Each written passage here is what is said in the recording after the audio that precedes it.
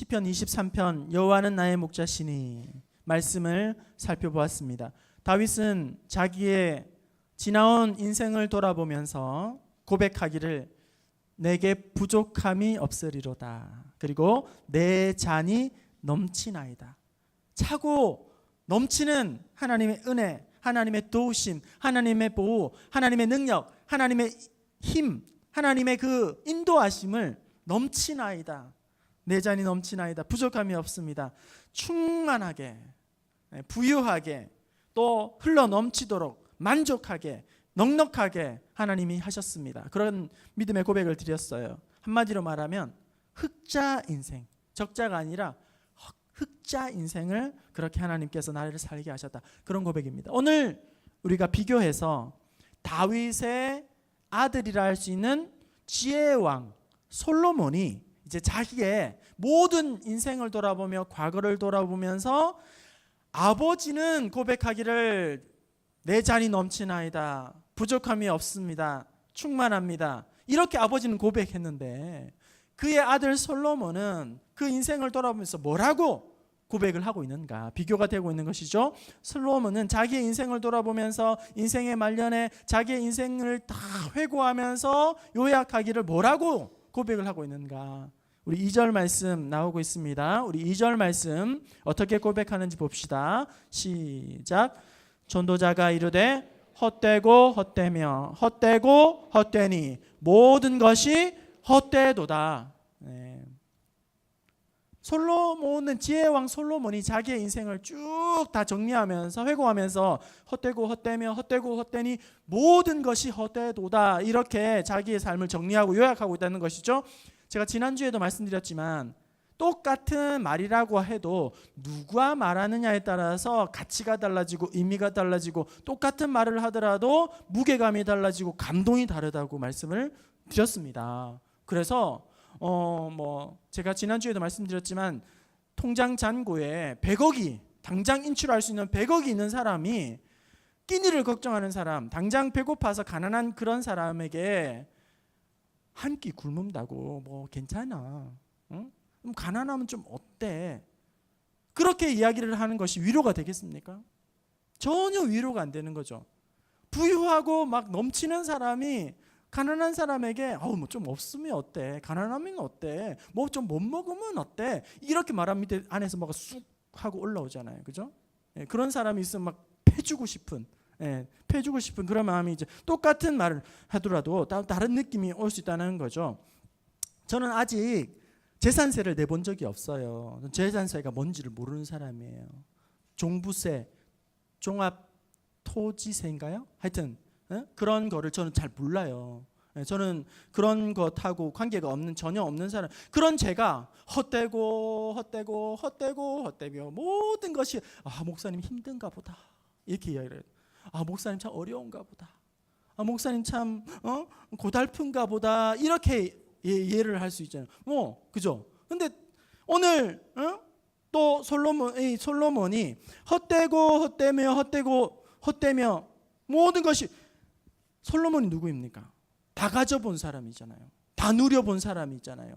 세상 사람들이 부러워하고 있는 한두 개를 가진 것이 아니라 모든 좋은 것을, 당대의 모든 좋은 것을 다 가졌던 사람, 누렸던 사람, 힘이요, 권력이요, 명예요, 지식이요, 수많은 아내와 자식들까지 모든 것을 다 가져본 솔로몬이 금수저 중에 금수저로 태어난 이 솔로몬이 완전히 축복을 받은 산 솔로몬이 자기의 인생을 다 돌아보면서 하는 말이 헛되고 헛되며 헛되고 헛되니 모든 것이 헛되도다.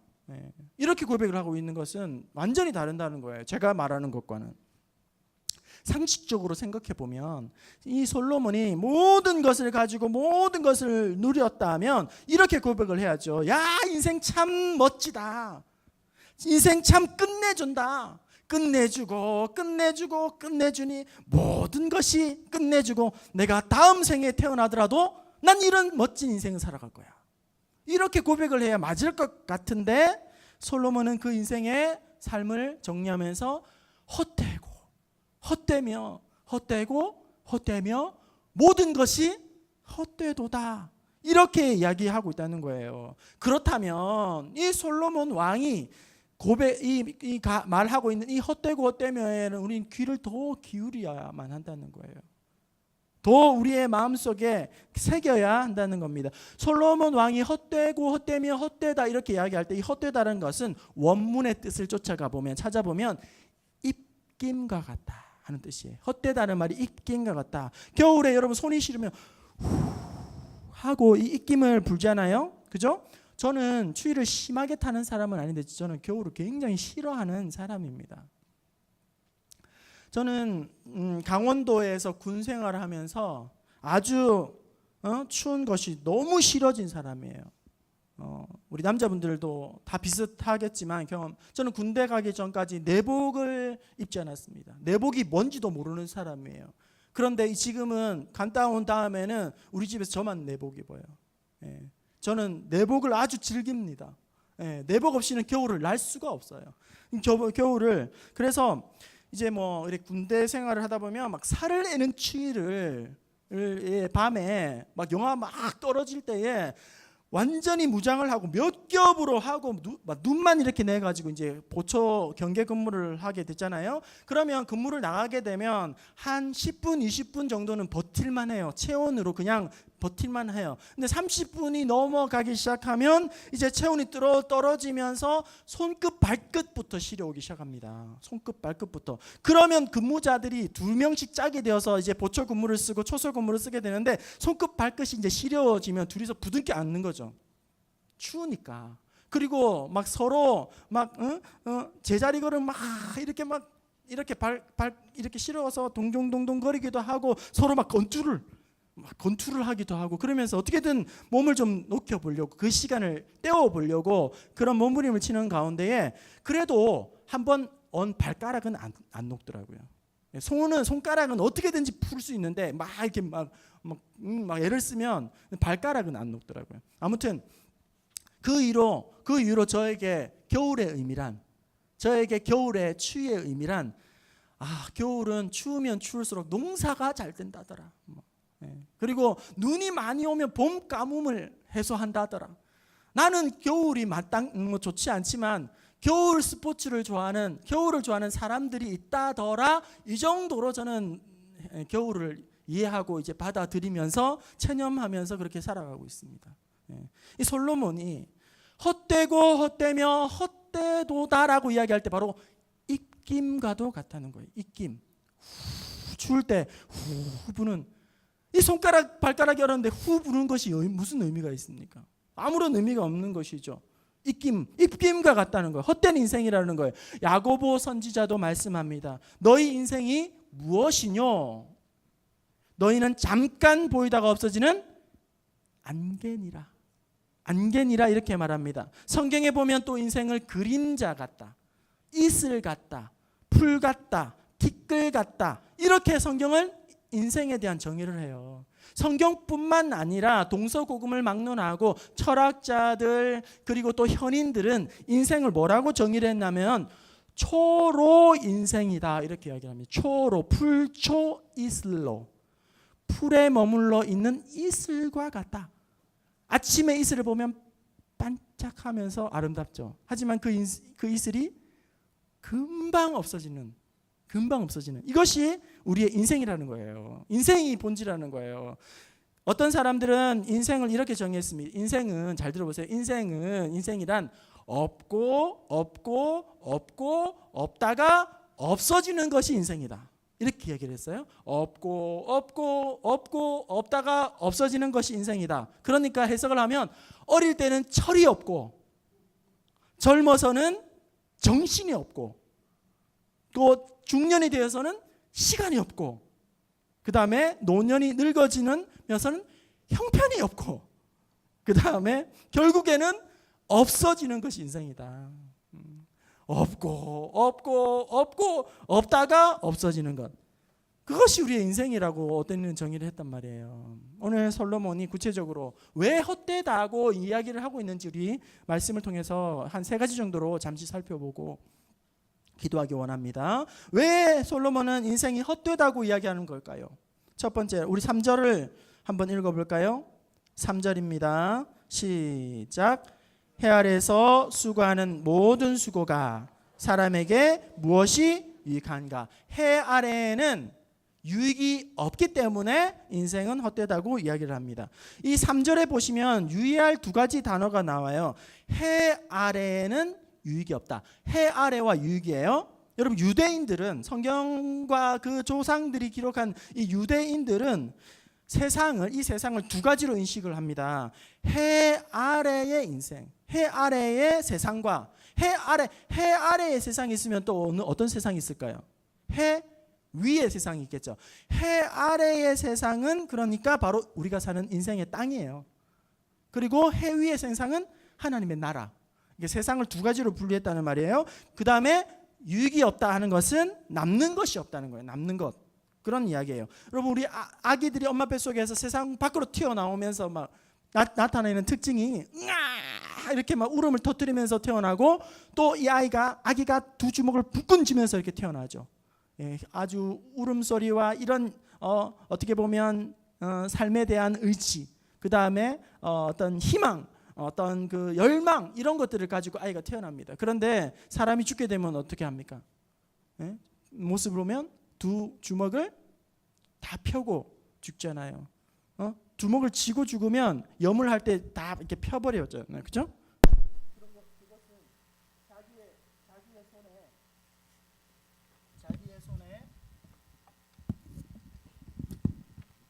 자기의 손에 아무것도 남은 것이 없다 하는 그런 것을 보여줄 것입니다.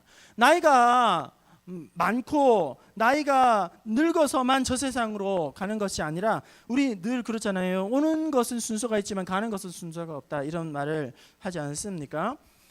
제가 참 인생이 허망하다고 느낀 적이 몇 번 있어요. 제 경험으로 인생이 참 허망하다. 제가 같은 고향 시골 교회에서 저보다 한 살 많은 누나가 있었는데, 그 누나 노래를 잘해서 성악을 전공하고 대학을 갔어요. 그런데 그 누나가 어느 날 죽었다는 거예요. 왜 죽었는가 들어보니까 그 누나 약간 통통한 편이었는데 날씬해지고 싶어서 약을 먹었다는 거예요. 그런데 약을 먹었는데 이것을 설사가 멈춰지지 않아서 일주일 만에 그냥 세상 떴다는 거예요. 제가 어린 나이에 그 이야기를 듣고 너무 충격을 받았어요. 그렇게 따르고 좋아하던 누나였는데 한날 그렇게 그냥 가는 거예요. 그리고 제가 군대 제대하고 나서 소식을 들었는데, 제가 군대에서 있을 때 저희 대대의 군종, 저보다 2살 작은 젊은 어린, 어떻게 보면 전도사님, 그분은 제가 제대를 하고 얼마 안 됐는지 연락이 왔어요. 전도사님 돌아가셨다는 거예요. 젊은 그 대대 군종 전도사님, 군인이 전도사님 돌아가셨다는 거예요. 이유를 들어보니 학생들하고 수련회를 계곡으로 갔는데 아이가 둘이 장난치다가 물에 빠진 것을 둘이를 건져내고 자기가 죽었다는 거예요. 야, 얼마 전까지 만났는데. 여러분, 우리 청년들, 우리 학생 절대 살 뺄 때 약 먹지 마시고, 약 먹지 마시고, 그리고 수련회 가서 절대 물가에서는 장난치지 마시고. 저는 수련회를 청년들을 데리고 가거나 학생들을 데리고 가면 뭐 물놀이를 하면 저는 긴장을 얼마나 하는지 몰라요. 어떻게 빠지면 어떻게 살릴까, 저거를 어떻게 하면 처리할까, 그런 생각만 하고, 얼마나 그 물놀이가 마칠 때까지 교육자인 저는 얼마나 신경을 많이 쓰는 거예요. 하여튼 그 전사님이 그렇게 그냥 제대도 못하고 그냥 목회 못하고 그렇게. 그리고 제가 전전교회 섬길 때에 그때 당시 42살이었던 선임 목사님, 제가 다른 교회로 부임을 하고 나서 얼마 안 돼서 췌장암 판정을 받아요. 42살에. 그리고 딱 2달 있다가 장사쳤습니다. 그분이 어떤 분이었냐면, 밤에 늦게까지 뭐 젊은 사람이 뭐 피곤하냐고, 힘들어하냐고 막 저를 다그치고, 조금만 힘들어하면 뭐 젊은 사람이 막 얼마나 혈기왕성하게 막 활동을 하는지.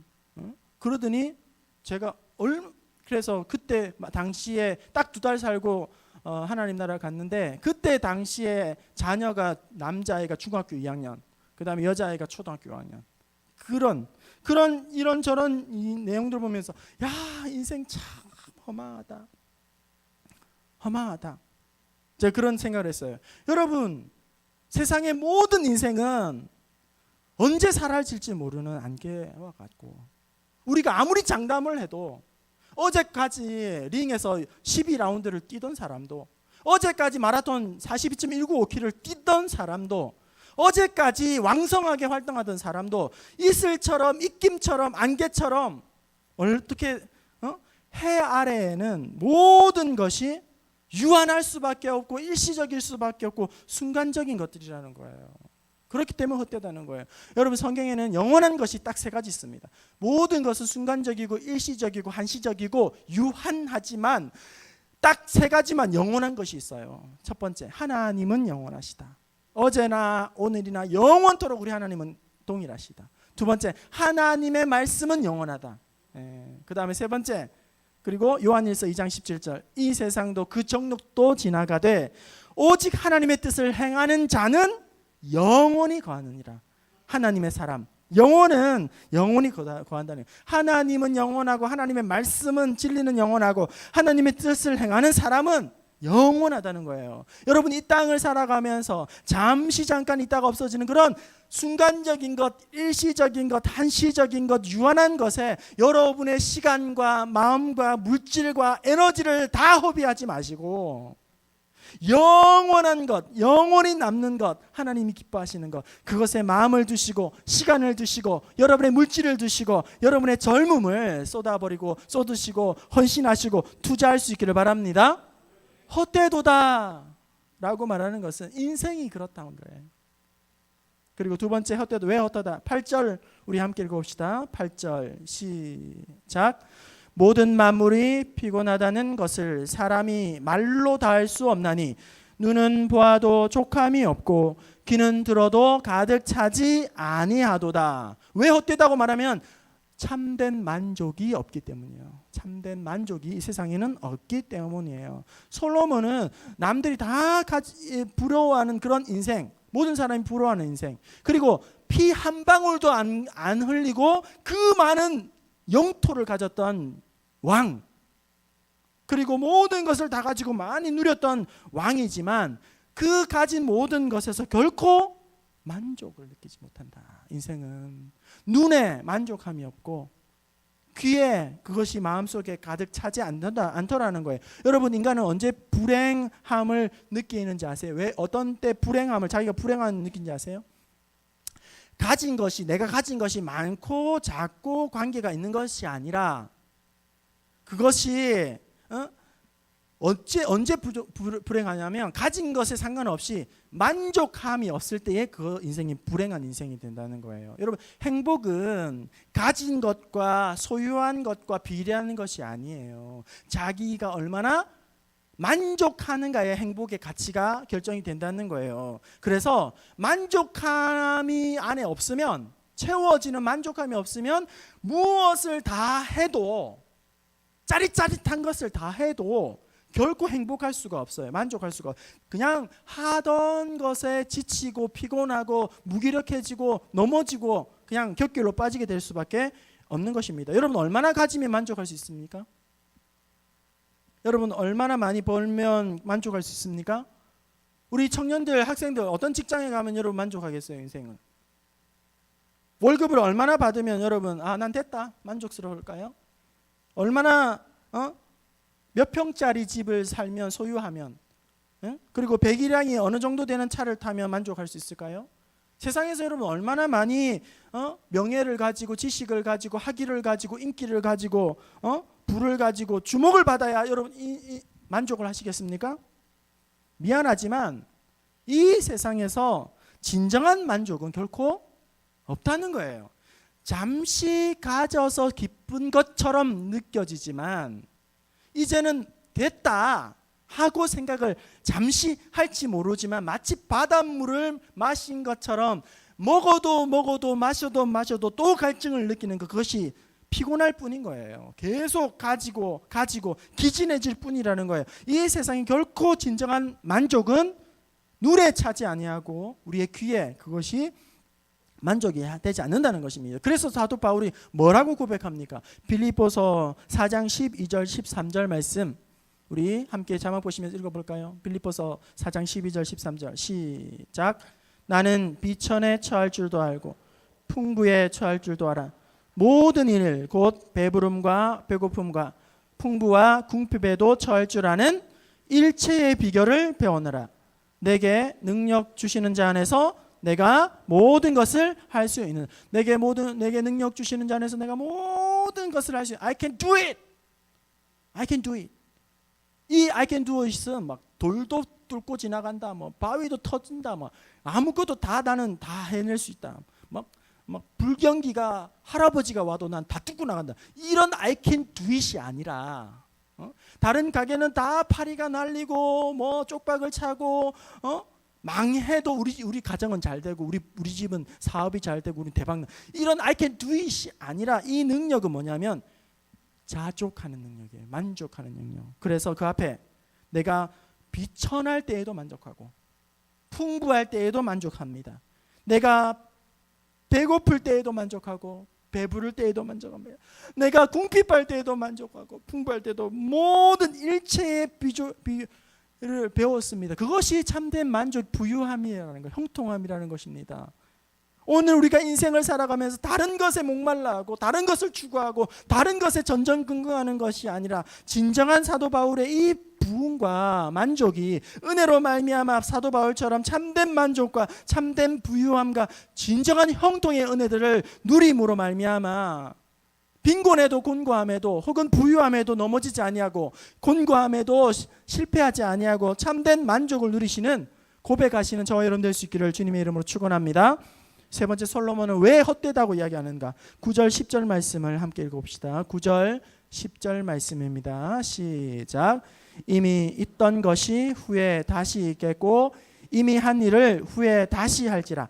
해 아래는 새 것이 없나니 무엇을 가리켜 이르기를 보라 이것이 새 것이라 할 것이 있으랴.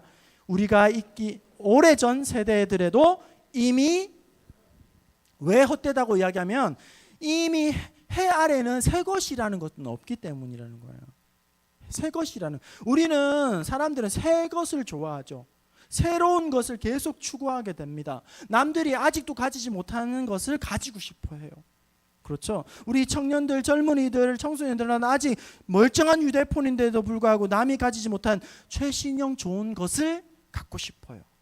아직 쓸만한데도, 그죠? 쓸만한 기계인데도 새 것을, 남들이 갖지 않은 새 것을 자꾸 갖고 싶어요. 새로 유행하는 옷, 새로 유행하는 신발, 가방을 갖고 싶어요. 우리 학생들은 교복을 입으면서 좀 더 멋을 내기 위해서 고쳐 입고, 새로 고쳐 입고 리폼을 해서 그렇게 멋을 부리려고 합니다. 그런데 해 아래는 새 것이 있다 없다? 새 것은 없다 하는 거예요. 새 것은 없다는 거예요.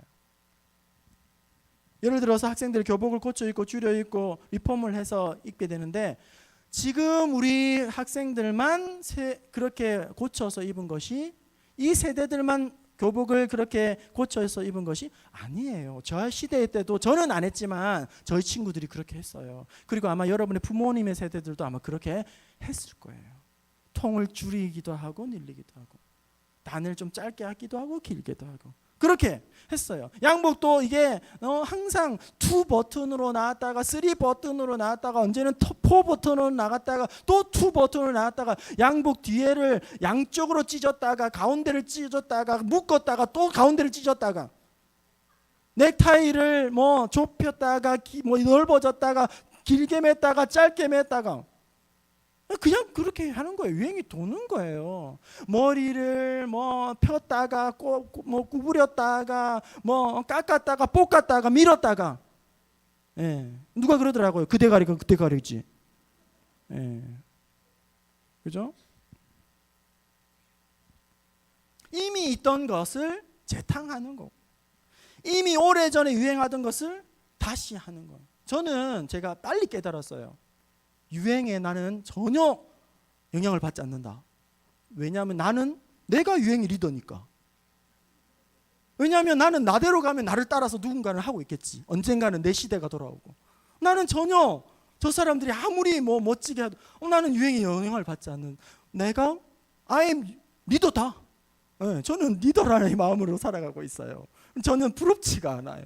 제가 유행의 리더인데요. 뭐 결국은 나를 따라서 언젠가는 하겠지. 그런 개똥 철학을 가지고 아무튼 해 아래에는 새 것이 없다. 여러분 성경에는 딱 하나 새 것이 있다고 얘기합니다. 딱 하나. 고린도후서 5장 17절. 그런즉 누구든지 그리스도 안에 있으면 새로운 피조물이라. 이전 것은 지나갔으니 새 것이 되었도다. 유일한 새 것은 그리스도 안에 있는 저와 여러분 줄로 믿습니다. 나는 따라하세요. 나는 이 세상에서 가장 존귀한 사람이다. 당신은 이 세상에서 가장 존귀한 사람이십니다. 하나님의 자녀입니다. 할렐루야. 우리가 하늘에서 둘도 없는 유일한 하나님의 존귀한 걸작품이라는 사실을 여러분 기억하세요.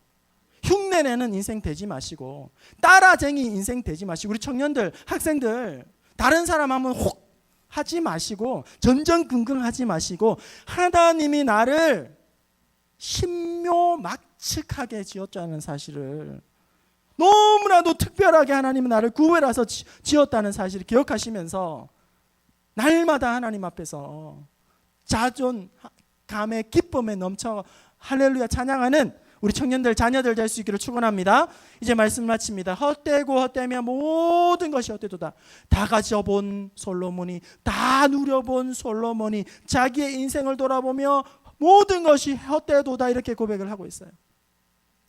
그러면 어떤 인생이 의미 있는 인생이고 어떤 인생이 가장 만족스러운 행복한 그런 인생일까요? 솔로몬은 1장 1절에 헛되고 1장 2절에 헛되고라고 이야기하지만 자기 인생을 다 돌아본 다음에 어떤 인생이 가장 적자 인생이 아니라 남기는 흑자 인생인지, 어떤 인생이 막 메말라고 없어지는 그런 전전긍긍하는 인생이 아니라 만족합니다, 풍성합니다, 부유합니다 고백하는 그런 인생이 되는지를 전도서 12장에 마무리하면서 기록을 하고 있다는 거예요. 전도서 12장 13절 14절 어떤 인생인지 마무리 결론을 한번 같이 읽어봅시다. 시작.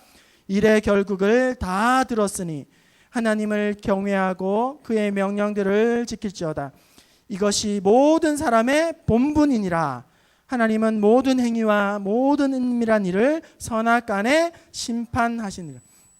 안개와 같고 이슬과 같고 입김과 같고 풀과 같고 그림자 같은 그런 인생들에게, 저와 여러분에게 유한한 이 세상에서 어떻게 하면 영원을 추구하고 살아갈 것인가, 없어지는 그런 적자 인생이 아니라 남고 남는 풍성한 흑자 인생, 영혼의 깊은 만족과 자유함을 있는 그런 인생을 살아갈 것인가, 하나님을 경외하고